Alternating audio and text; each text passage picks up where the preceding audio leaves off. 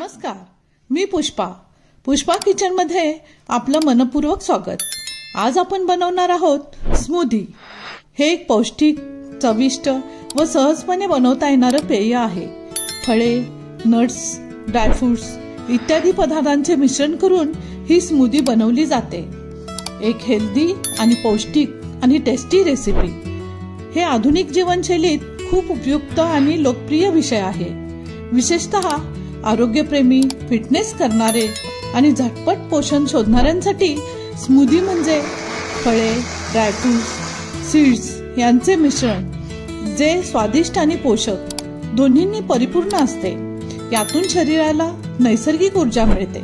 यातील नैसर्गिक साखर, फायबर तसेच अँटीऑक्सिडंट शरीराला लगेच ताजेतवाने करते। साहित्याची यादी सोबत दिली आहे। चला तर आता आपण स्मूदी बनवायला घेऊया। फळांमध्ये आपण सध्या केळी घेतली आहे। तुम्ही सफरचंद, स्ट्रॉबेरी हे सुद्धा घालू शकता। केळी हे फळ पोटॅशियम आणि फायबरने परिपूर्ण असल्यामुळे पचन सुधारते आणि तत्काळ ऊर्जा मिळते। ह्या स्मूदी मध्ये आपण ड्रायफ्रूट आणि सीड्स सुद्धा घालणार आहोत। सीड्स मध्ये पंपकिन सीड्स 1 टेबलस्पून घेणार आहोत। यात झिंक, मॅग्नेशियम आणि अँटीऑक्सिडंट भरपूर असतात। यामुळे स्मरणशक्ती सुधारते। जवस 1 टेबलस्पून, यामध्ये ओमेगा 3 आणि फॅटी ऍसिड्स असतात। मेंदूच्या पेशींसाठी उत्तम असते।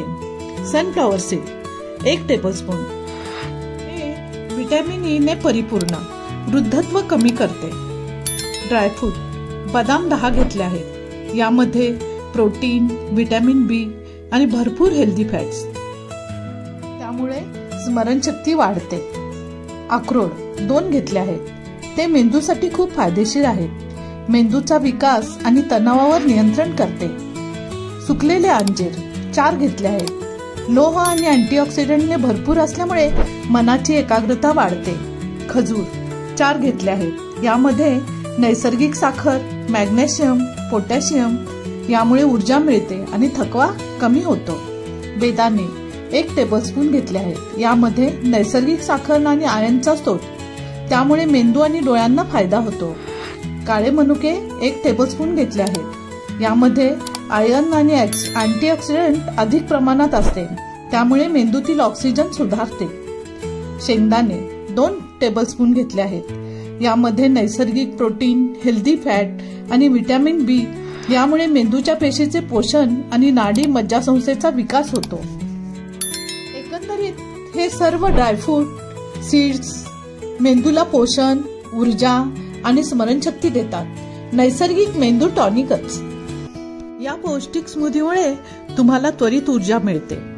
नाश्त्यासाठी हा एक चांगला पर्याय आहे। आता आपण एक बाउल घेऊन हे सीड्स आणि ड्रायफ्रूट स्वच्छ 2 वेळा धुवून घेऊया। धुवून घ्यायचे कारण हे बऱ्याच जणांनी हाताळलेले असते।